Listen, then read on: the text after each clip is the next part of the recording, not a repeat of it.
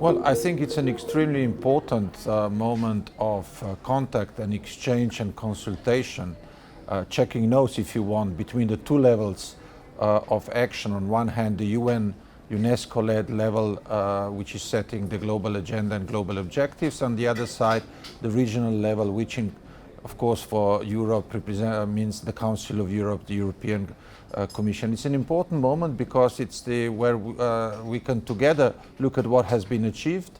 For the UNESCO, I think that regional implementation is extremely important because this is where most of the actions finally are taking place. And for the regional organizations such as the Council of Europe, this is also important to see in what way our priorities, our activities are aligned with those that are conducted at the global level.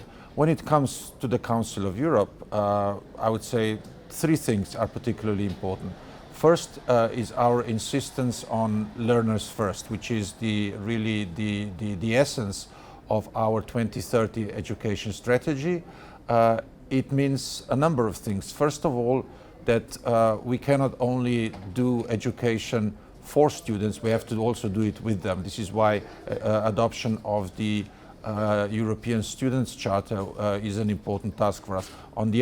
Secondly, learners first also mean that at the end of the day, the impact of our collective activities has to be felt and benefit the learners, the students, the pupils in schools. I think there is always good to make sure that we are not excessively focused on the process, and we always keep in mind that at the end we have to make differences on the ground.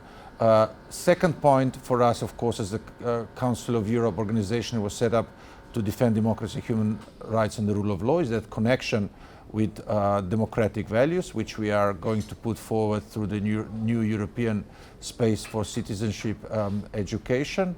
And finally, the education in times of crisis. I think that the recent experience have shown us how important it is that we upgrade our capacities and be able, in whatever emergency arises, that we are able to offer every child quality education regardless of the circumstances. And this is what we are bringing to the table here at UNESCO, and this is what we will be, of course, also supporting and preparing for the conference in Fortaleza, for which we shall also organize a preparatory meeting with the European Commission and UNESCO Paris.